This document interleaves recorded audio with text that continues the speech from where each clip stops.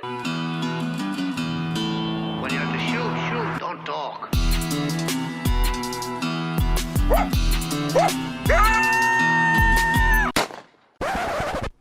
All right, welcome to another Trap House podcast, everyone. Thanks for joining me. My name's Justin Jett, and we're approaching 50 episodes now. This is number 49. We have Jack Hill of Lone Wolf Lures with us. He's out of Wisconsin. We gotten to know Jack a little bit over the past few years at some conventions and decided to have him on the show and kind of see how he got started. So, but before we do that, got to give it up to the sponsors as usual. We got J3 Outdoors with us. That's j3o.com. Check out their website. Maker of the Hags Bracket and Spring Clip, and numerous other products as well.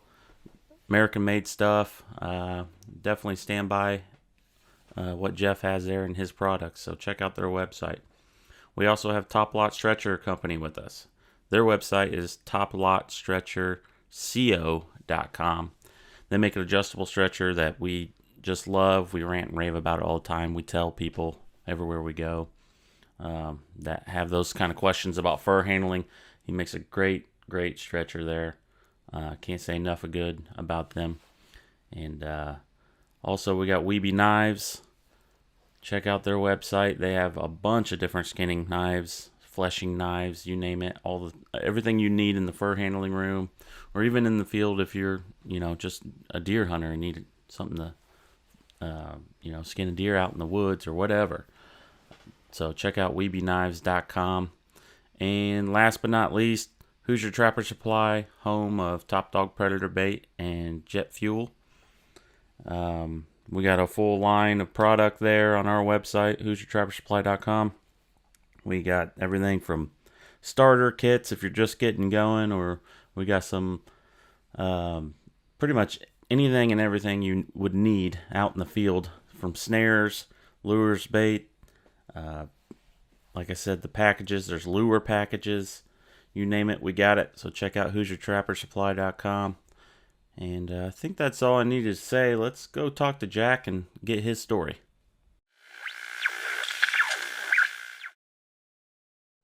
All right, Jack.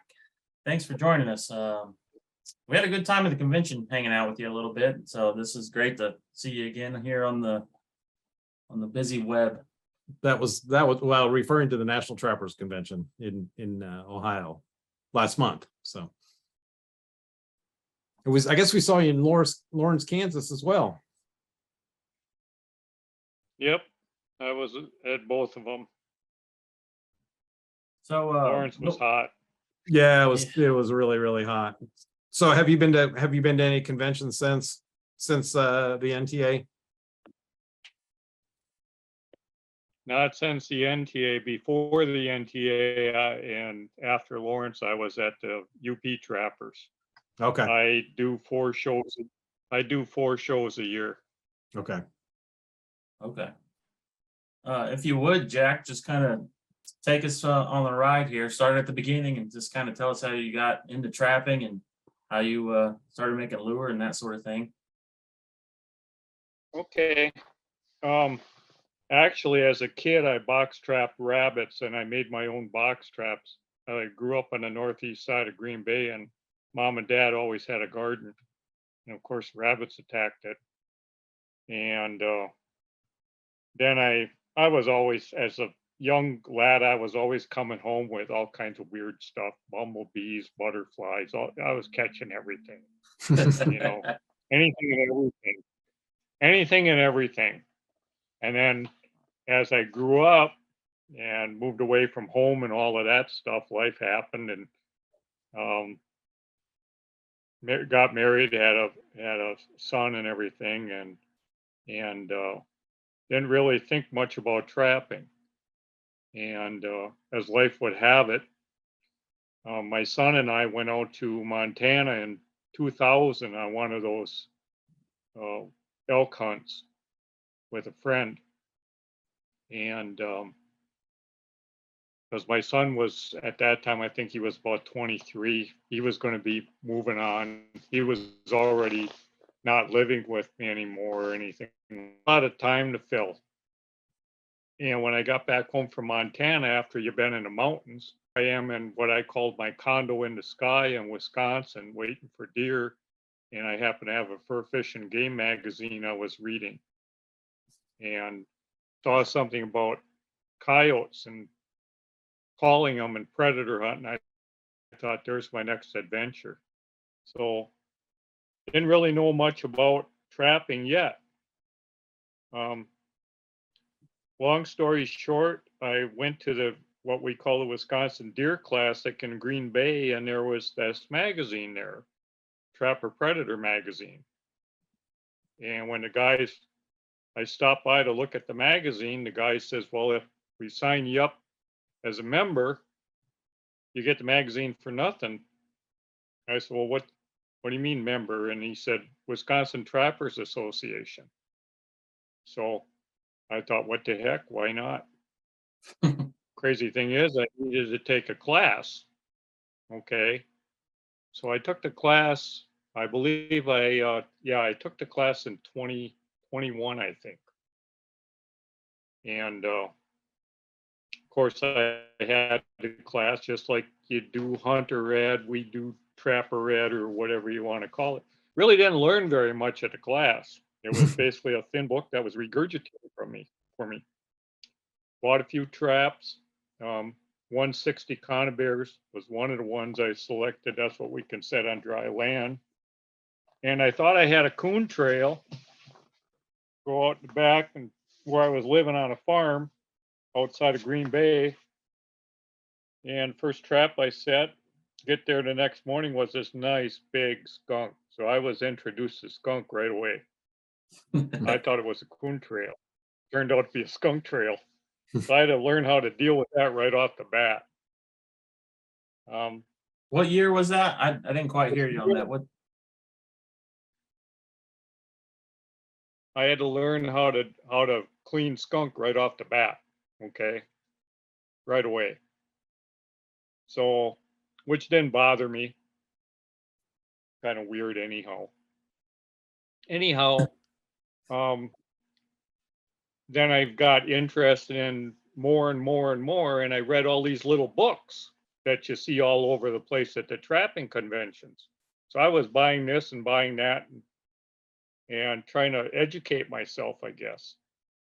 Okay. Well, after reading so many of those books, you get confused. Everybody's got their own methods, if you will. So in 2004, I went to the Trappers College. And anybody that's been to the college, talk about information overload, I guess is the best way to say it. And Yeah. I was, at that time, I was running under Jerry Joe Barnett. And he had Charlie Davis as a I guess you call him another instructor, a helper or whatever. And I was the class clown. I'm always clowning around whenever I get a chance with people of like-minded. I was always clowning around. So anyhow, after the guys got done with the school, they said, if you ever get out to my place, look me up. So I went over by I think that same fall, I went over by Jerry Joe Barnett's place for a little while, and he was running his line a little bit on coyotes and stuff. So I was riding along. And then, as luck would have it, I think it was 2005. Yeah, it was 2005. Well, suddenly I lost my job. I was an auto mechanic. And lost my job suddenly. So I thought, well, it was about this time of the year, August, end of August, something like that. I called up Charlie Davis. And I said, is it all right if I come out to the contest? He said, geez, Jack, we got all the contestants. I said, I don't want to be a contestant, Charlie. I says, I want to learn from the guys. He said, well, we don't allow you to ride around with them. He said, but you can be a camp grunt, and then at nighttime when the guys are sitting there, you can fire away all the questions you want. I thought, well, okay, sounds good. Well, what I didn't report to you that I failed to say is I had a coyote come up to set. Okay. And it literally walked out on the same foot tracks that it went to. So it literally backed up the same way it came in. Didn't work to set. So one night, as luck would have it, and I knew of Gary Jepson. Gary was there. And I knew of Gary Jepson, but I didn't know the man at all. And he's sitting there with a great big down jacket on. He says, I guess goose feathers are good for something.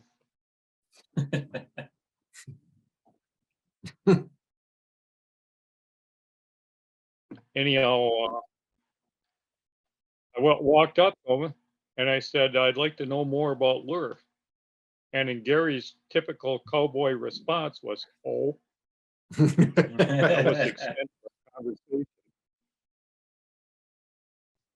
Well, the following year, at 2006, I went to the Fur Takers Convention. I wasn't bending then or anything. I was just there, walking around, and all of a sudden I get tapped on the shoulder. I turn around and it's Gary. He said, still interested in knowing more about lure? I said, yes, sir. He said, well, I'm having a class. I go, when? And he said, well, that depends upon you. I said, excuse me? He says, well, the other two guys can come whenever. He said, I know you work and everything. So when can you get off? So I literally established a class around when I could get off work, which I thought was really a neat deal. So I went out to Gary's, and Gary doesn't give you any recipes, okay? He doesn't do that. He said, why do you want to copy somebody? Okay.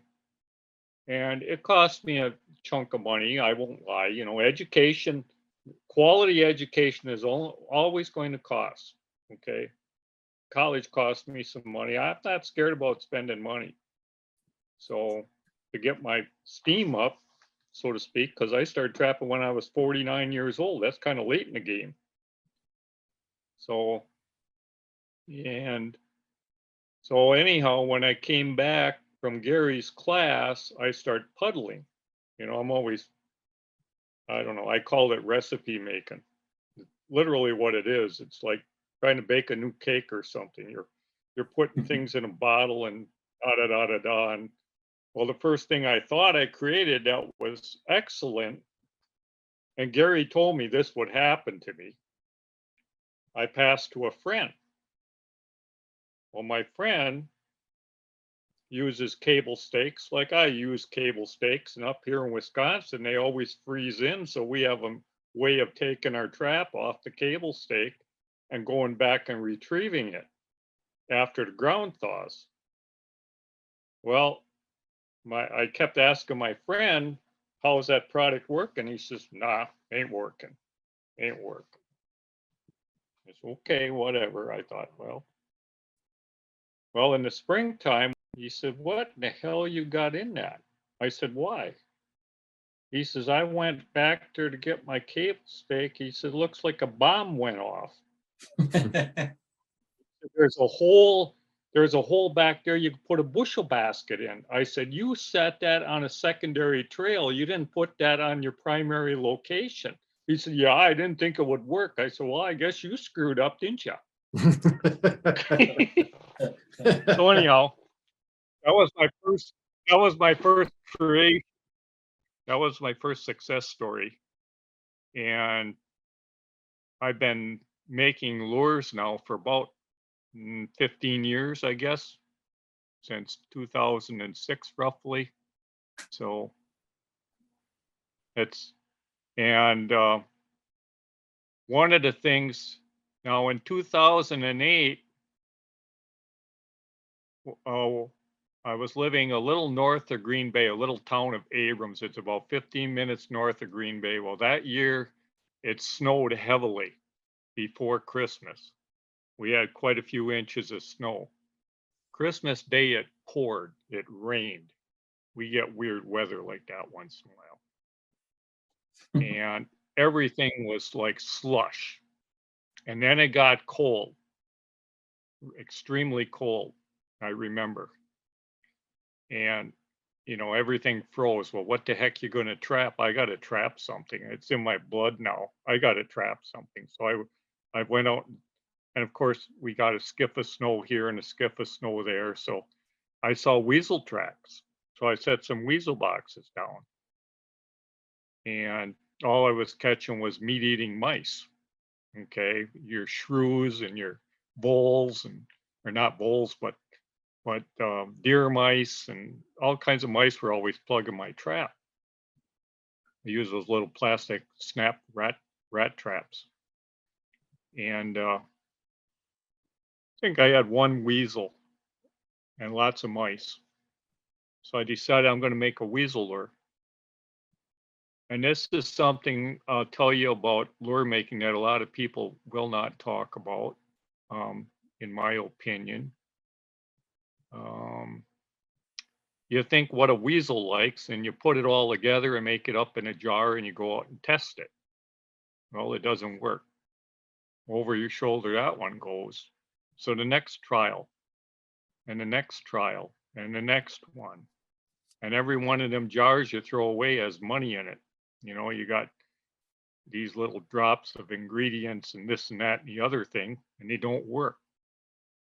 Well, number 36, I thought hit. 35 of them little jars went over my shoulder. Okay.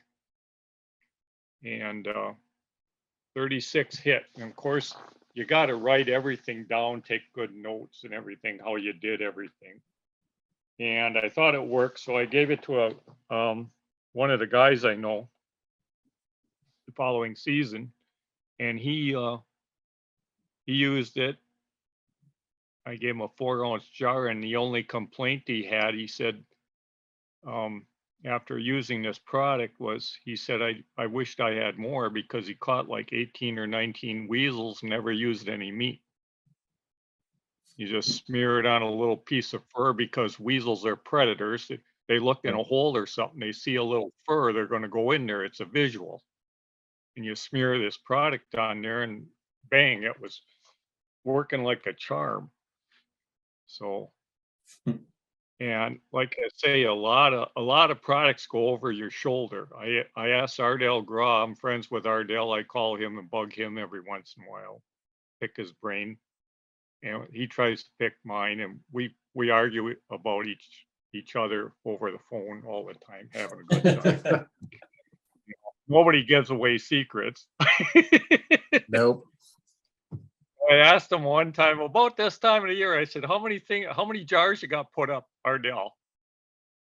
He said, "Trials." I said, "Yeah, trials." He said, "About 200." I go, 200. I said, "How many of them do you like?" He says, "Oh, 4 or 5." So that's a lot about lure making. There's all this so-called experimentation that goes on, and sometimes we get nuts. We Yeah. get a little crazy. Like a mad scientist. So, Charlie knows. I see him smiling. Charlie knows. Yeah, I could attest to that. That's for sure. So I just put stuff together and it starts blowing out of the jar, and I mean, just all kinds of crazy stuff. So yeah. Well, and the other thing I want to stress with people in lure making, or bait making, I should say, is you can have 10 buckets all ground the same day. And I'm sure this has happened to you, Charlie. You open up 9 of them and they all smell great. And that 10th one went right to sewer. Yep. You open it up, what the hell happened here? Yeah. It's whatever bacteria was in there, it went a different direction. Yeah. And, it just took off something different. Yeah. And that happens to all of us. All of us that do any extent of lure making, that happens to all of us. Right. I think that bucket not being cleaned enough to begin with, and preservative not getting all the way through. There's a number of reasons why, but yeah, we've all run into that for sure.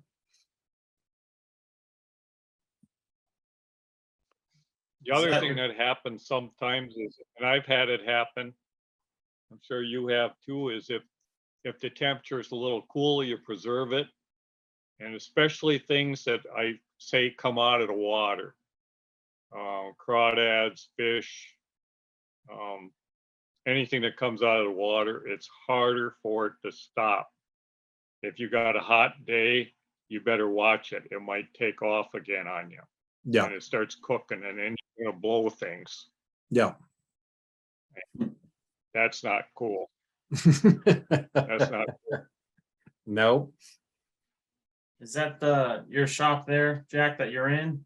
Looks like I see some skunk. Yeah, I got a lot of junk here. Yeah, I got a lot of junk here in my garage. I moved up north. I'm in northwestern Wisconsin now, outside of a little town called Winter. Winter actually just went up in population since the census. It used to be 311. We now have 325 brave souls. So, little bitty town. I'm about 10 miles outside of town here, and it's bear country up here. Lots of bears, and I love it. I'm back in the woods, and we put I bought this property in 17, and there was nothing here except electricity.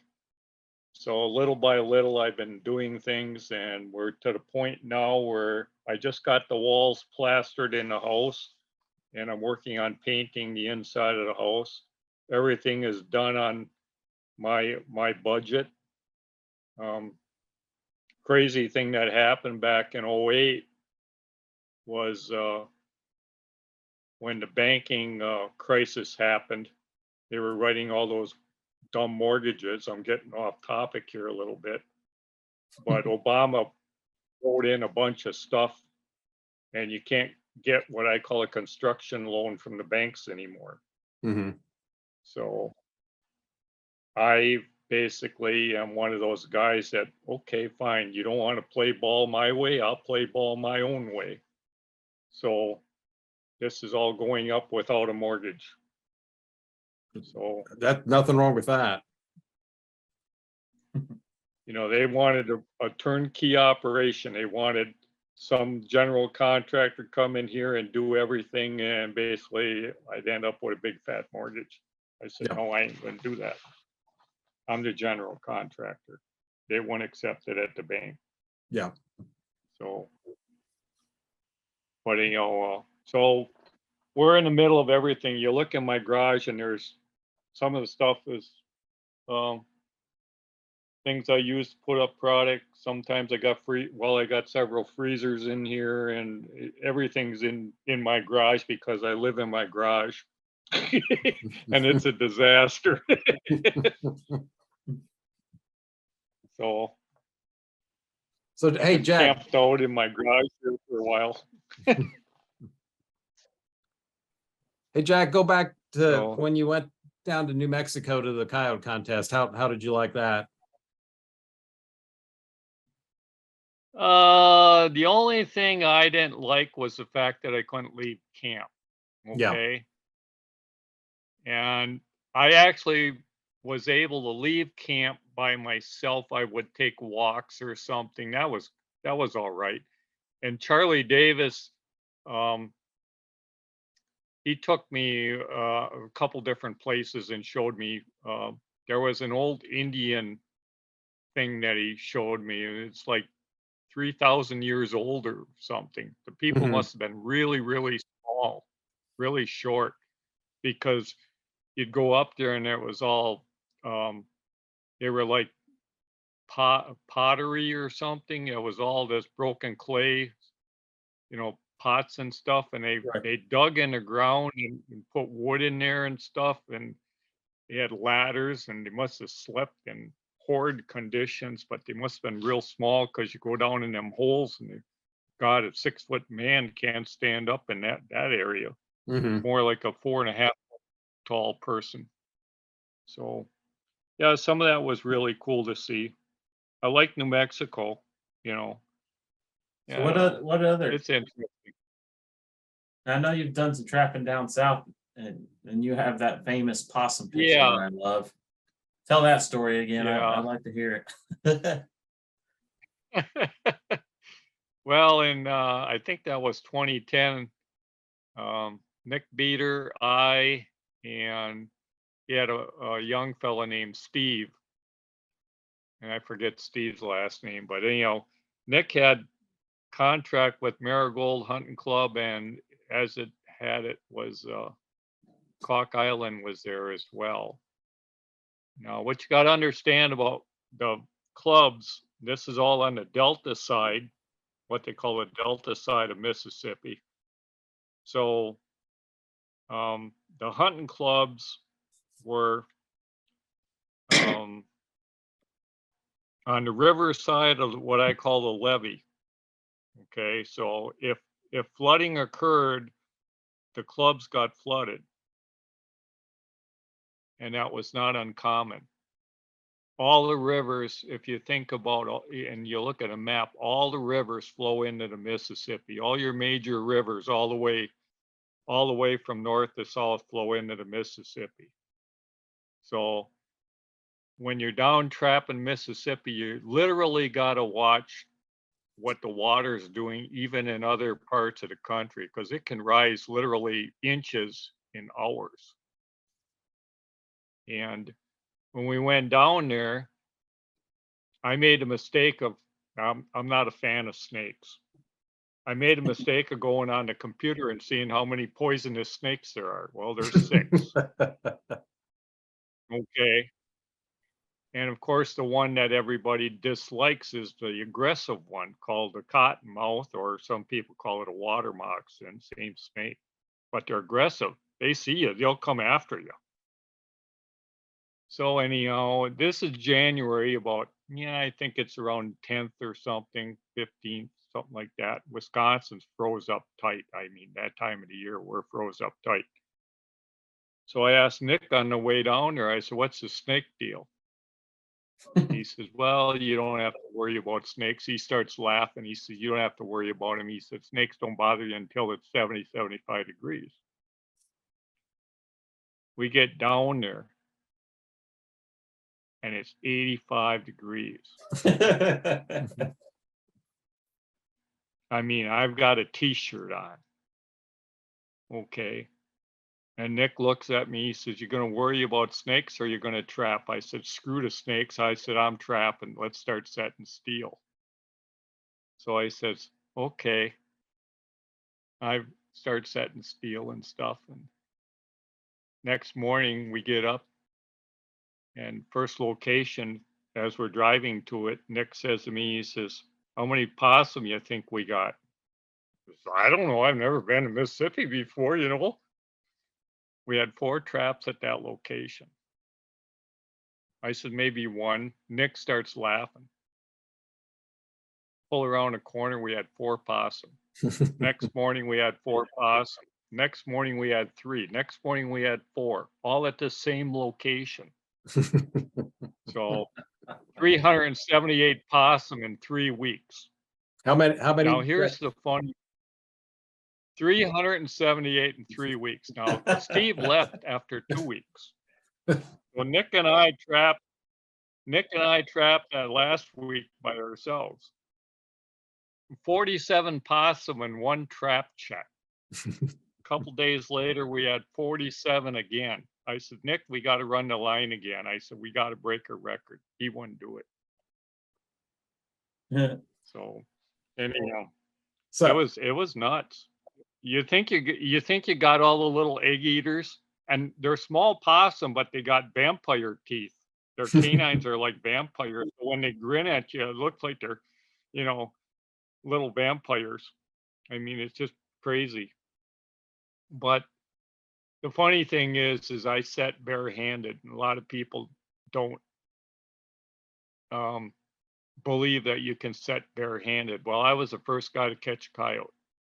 You know, I said, as long as you keep the stink off your hands and you got a good product in the set, you don't have an issue. You know, a lot of people, they wear gloves with traps and stuff, and okay, that's fine if you want to do that. But if you get lure on those gloves, you just contaminated your setting gloves, and now you got, you know, that becomes an issue too. So I always smell my hands, and if I got something on my hands, I either wash them or I carry a towel and stuff and dry them. Or lots of times I'll just take dirt, you know, you know, and rub the heck out of them with dirt and get that stuff off. You know, that's how I do it. I wear gloves when it gets cold. Yep. You know, What's but down in Mississippi, it was crazy because the weather was 85 the first day and then it dropped from there. And one day it was there was a little touch of snow, like quarter inch or half inch, it was real small. And we ran the line, didn't hardly get anything. And Nick says, "What the heck is going on?" I said, "I'll tell you what's going on." I said, "All the bait is not moving." I said, "Neither are the predators. It's just the opposite of Wisconsin. Before a storm front and after a storm front, things move. Not down there. You know, you got to watch your sign and stuff." So I trapped 16 bobcats while I was in Mississippi, and that here we got on average a 6-year wait for one permit And that's for a something. bobcat. We got lots of cats in the state. So Huh. What's some of your other methods, Jack, that you like to use when you're land trapping? You hug the hole with your trap, or you hear all that crazy stuff? I didn't know. actually, my product. Now I believe this is me now talking. Everybody's got their thoughts. I believe a dirt hole represents a food item to a canine. Okay, something's in that hole: a mouse, a gopher, ground squirrel, whatever. So I want that animal to dig. Okay, this is my thinking. And product I developed, the first one I developed, which is probably my hottest seller, is Canine peanut butter. I call it. I nickname things weird. I had a gal at one of my demos one time. I had 2 peanut butter jars, and I was doing something. I forget what I was doing, but she said, "You must eat a lot of peanut butter." And so Goofy, first thing I made, I nicknamed it Canine peanut butter. It doesn't look like peanut butter. It is meat based. There's a lot of other stuff in it. And it causes an intense digging reaction by the coyote. To give you an idea, I drove up on one coyote at 2:30 in the afternoon with a trap on his front foot. He was still tossing dirt. When I pulled up to him in my Jeep, I literally slammed the door and then he stopped and gave me the deer in the headlights stare, you know. "Ah." And I was like within 15 feet of him at the time. He didn't even bother to pay attention when I was coming, you know. And that's the kind of, no, not every coyote's going to do that. That was rare occurrence, but it has happened to several of my customers where they just can't believe that animal's still digging. That animal, when I got done dispatching them and stuff, you could put a soccer ball down that hole. I want an intense digging reaction from that animal. I want them that, going back to that story where the coyote walked in and walked out on the same track. I want that animal dancing at the set. I want him moving his feet. He's going to find the pan for me if he's excited. If I'm off a little bit, tough. Okay. And that's the way I feel. You know, it's 9 and 2 and all of that. Well, that was Major Boddicker, and that was one I believe it was synthetic fermented egg. That was one product. And what he did was he cut PVC, pieces of PVC pipe and literally measured where most of the initial track was. Okay, or the highest incident of tracks was within that 9 and 2 zone. So that's where that came about. And everybody's got their thoughts, you know.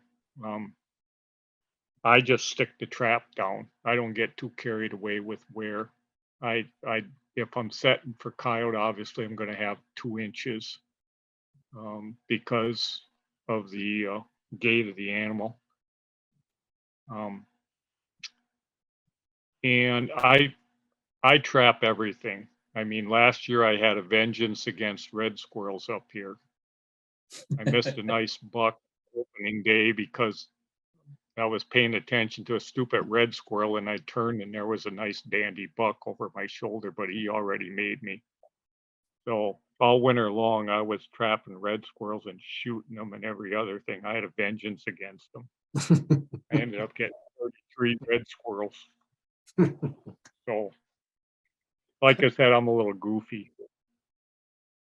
So, yeah, and I just moved up here, so you got to learn the lay of the land, and you got to learn, how to work with people, and a lot of the people consider me an outsider yet, but they're getting to know me. So, um, there's a lot of private property up here that I'm trying to access and stuff. I don't like being on public land during what I call the available season up here, simply because we got a lot of guys that hunt grouse and they got dogs. I don't want to trap somebody's dog and have an issue that way. I like dogs. So I'm in the big north woods, but at the same time, it's limited access until you get to know where you can go. Yeah. So trying to come in the right door, not the wrong door. You Right. want to come in with a firm understanding of, good neighbors and all of that. In fact, just a couple days ago, I ran into a USDA young man, government trapper, and he had a bear in one of the pens in his truck on his trailer. They do bears, wolves, and beaver up in this country. So they're into that for damage control work. So I passed them along some cards and stuff and said, you guys need a hand with something, pass them out to the clientele and stuff, because I'm trying to get into the nuisance end of things. He said, yeah, Jack, he said, we get a lot of complaints on what they think is wolves, and it's actually coyotes and stuff, and we don't do coyotes. He said, so yeah, well, maybe that'll help me get going. Yeah, hopefully. Are you going to be up at in the UP in Escanaba for the convention next year? Yeah, the Nationals, I already got my booth space set up, and I'm familiar with the UP. I've gone to the UP trappers several times now, probably, I don't know, 10, 15, well, it ain't 15 years, but I bet you it's approaching 10. So I started vending after I made a few gland lures. And that's one thing I do, is I cut all my own glands. I don't buy glands. I bought glands one time and I was not happy with what I received. So it's difficult sometimes because I'm spending a lot of time doing cutting glands instead of trapping, but at the same time I want quality. So I do some crazy stuff. I run distance sometimes to get certain things I want. And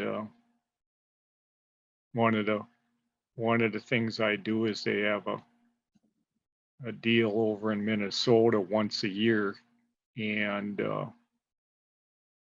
after they're done, then I end up driving over there and getting the product that I want and stuff. And I'm standing out here skinning and all of that fun stuff. Yeah. Charlie knows. Yep. So do you, On the back of one of my t-shirts, I got the definition of a lure maker. That's a person that passes a roadkill skunk and inhales. that's right. And when I told Gary that, Gary said, I've been accused of doing I've been accused of doing that. He said. So yeah, we're all a little nuts. Yeah, it's a good smell. So You guys are all nuts. anything else? Anything else you want to know? Yeah, I just lost my train of thought. Jack, just to bring you up to speed, I started helping instruct at the Trappers College, and I don't know if you know EJ Kelly. Very well. Okay, so He uses EJ, my product. He uses Okay. my product Kickback. EJ took Jerry Joe's spot as the instructor when Jerry Joe retired from the college, and I've been friends with Jerry Joe since I was in high school, but so that I help EJ at the Trappers College. So it's interesting that you were there with Jerry Joe years ago, and we're kind of, taking. Well, I'll tell you a crazy story. I said earlier that I was the class clown in Jerry Joe Barnett's group because one day I jumped in Charlie Davis's truck. They're off. They're standing there, but they were off a little distance. And group was coming back one at a time, and I was in the back of Davis's truck, and he had one of them. Oh, what do you call them? Like a tool thing. Okay, and it was locked, and I was trying to jimmy the locks and all this stuff. I was sitting back of his truck, and I was making all this kind of noise, and he said, "What in the hell are you doing? Come over there." And I says, "Well," I said, "I paid my taxes. It says U.S. government. I want to see what the hell I bought you." Well, then they all busted up laughing. That's when it really started then. Oh, It's Yeah. funny. Most of the classes, when you start out on Monday, nobody really knows each other or whatever, and then by Tuesday, it's getting a little better. By Wednesday, it's usually full bore. Everybody, everybody's laughing and carrying on and everybody's having a great clowning time. So, around. Yep. That's pretty much the way it goes. And I always like to laugh. I always like picking on people and laugh, and I try not to be offensive. so do you get it in the Fisher and Martin season up there? We don't have Martin. We do have Fisher. We do have I should rephrase that. Martin are reintroduced in 2 areas of the state. And one area of the state, which happens to be fairly close to where I'm sitting now, the season is closed on Martin in both areas because they're trying to reintroduce them. And the Martin in this area where I'm thinking of is actually doing okay. And the Martin in the other area, the last time I heard anything about them, were not doing as well. It's my speculation that Fisher and Martin do not coexist well with one another. Mhm. I think the Fisher will take out a Martin. And the reason the Martin are doing well in the area I'm thinking of, fairly close to me here, about 30, 40 miles as a crow flies, is because initially when the fisher were prevalent, they were prevalent in the north because that's where they were reintroduced to take down the porcupine population. Mhm. They're very good predator porcupines. And I've actually trapped fisher with porcupine quills in their face. And the crazy thing, and I've seen fisher go through the woods. You think a fisher is slow, he's absolutely not. He's going through the woods lickety split. He's like on a mission. They have a travel route. And I always tell this story this way. Think of a mink as a Sunday paper boy. Here comes the mink about every 7 days on his route. Think of a fisher as a bigger mink. He got a bigger route. He Yeah. might come through every 2 to 3 weeks. Okay. So, and the way fisher are very easy to trap, very difficult to locate. Okay. This is how I taught myself how to locate them. I actually locate them after season in Wisconsin. Okay.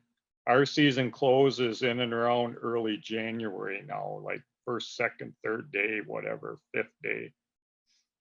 So I always say we need to get our fisher tag filled before gun deer hunting starts, which is Saturday before Thanksgiving. Simply because they'll camp out on all those gut piles and everything until they're all cleaned up. So we got a dead zone there for about 2 weeks after gun deer season is done. So now you got maybe a week or two to get your fisher. Well, that ain't good. And I always like to try and fill my permits. Anyhow, the way you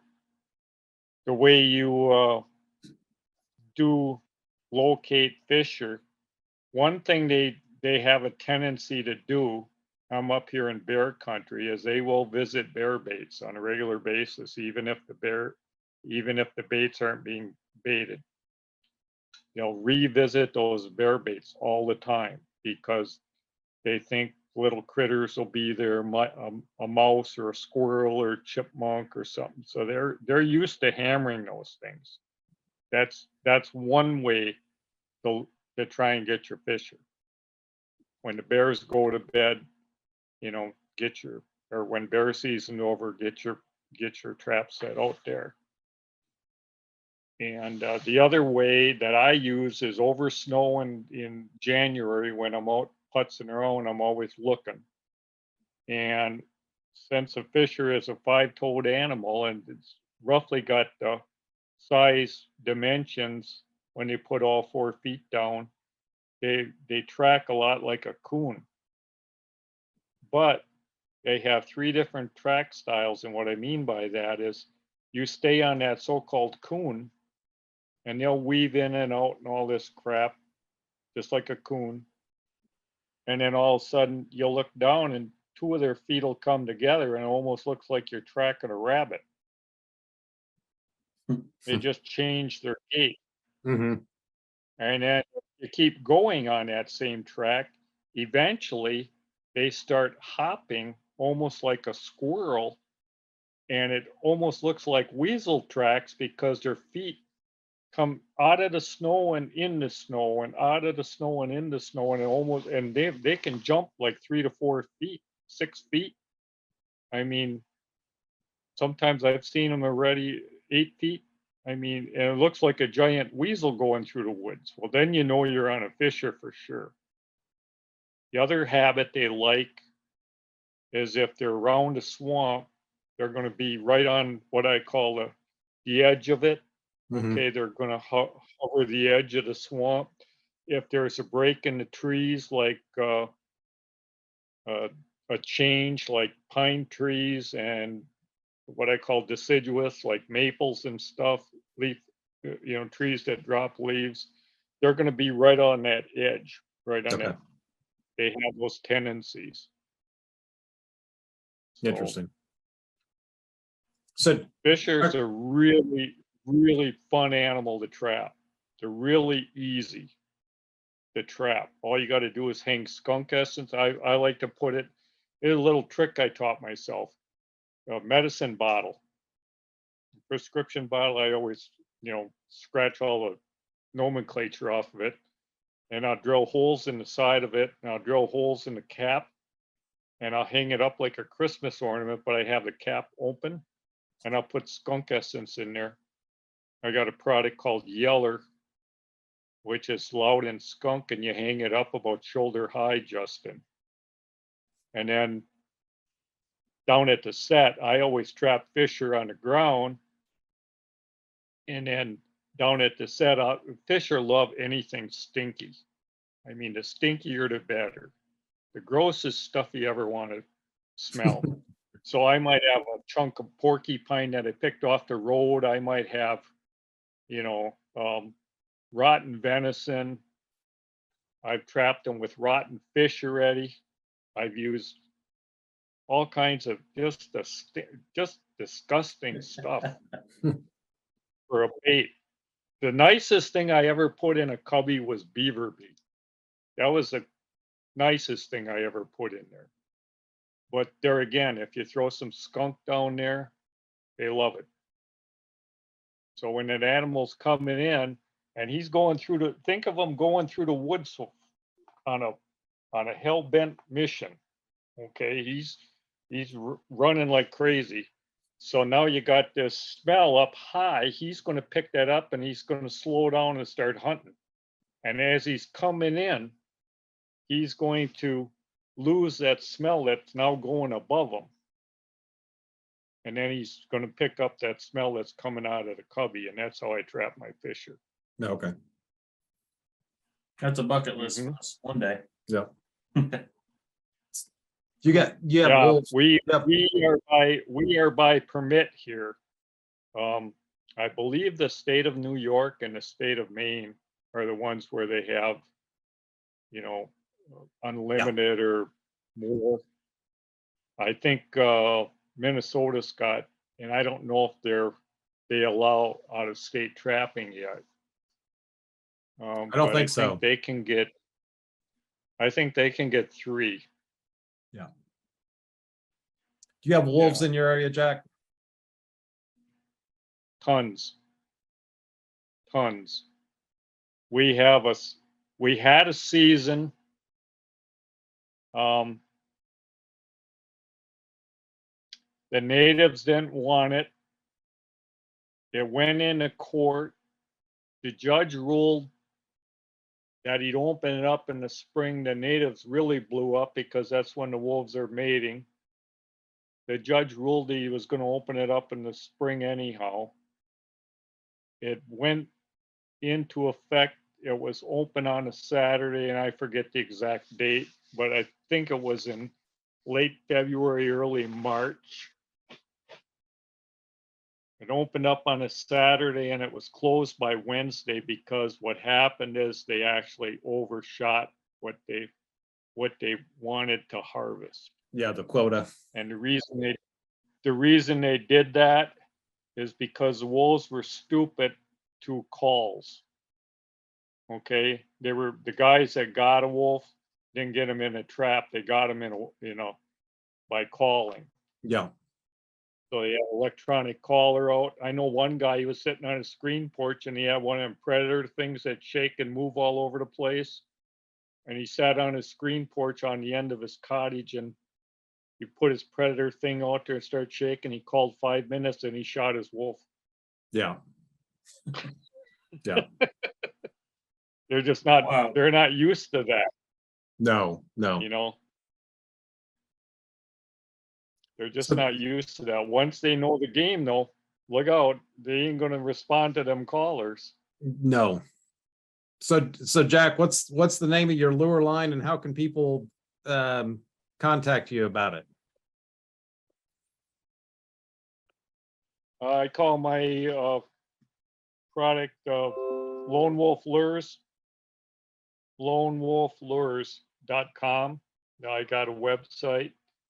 And I'm a music nut. So I always tell everybody I'm the lone wolf. It comes from a Travis Tritt song. Great day to be alive. Yep. There's a line in the song that says, I look in the mirror and what do I see? A lone wolf staring back at me. That's me. Gotcha. I'm not married. I'm single, living up here by myself.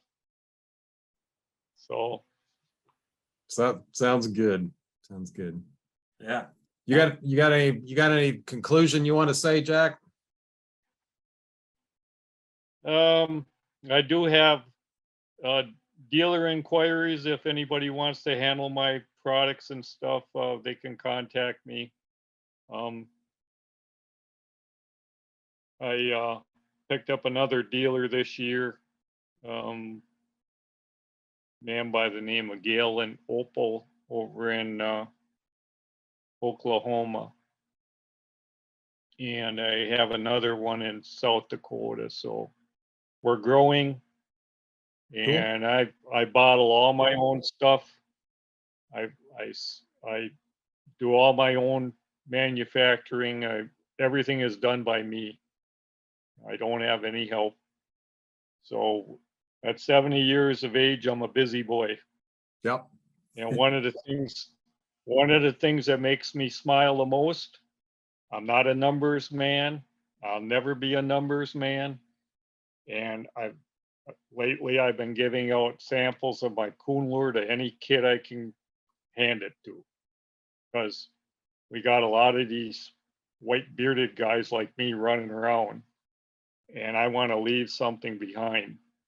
I want to get a kid interested in trapping any way I can. Yep. I hooked one of them a while back. His dad, I got a picture of him that sits on my table. He's no longer 5. I'm sure he's more like 10. But at 5 years of age, he caught his first coyote on my Canine peanut butter. And he came back the following year and hands me a picture of him. And he's a cute kid. Yeah. He's got his thumb up in the picture. And the coyote he caught was no easy coyote to catch. It was an adult female and it had a big scar on its face. Half of its ear was missing. So it'd been around. Yeah. So, Well, thank you, So, Jack, for makes me smile a lot when I get these little guys. You hook one every once in a while. yeah. We try to do the same. Yeah, we've got it. We got to have something to carry this on. That's for sure. So Yeah.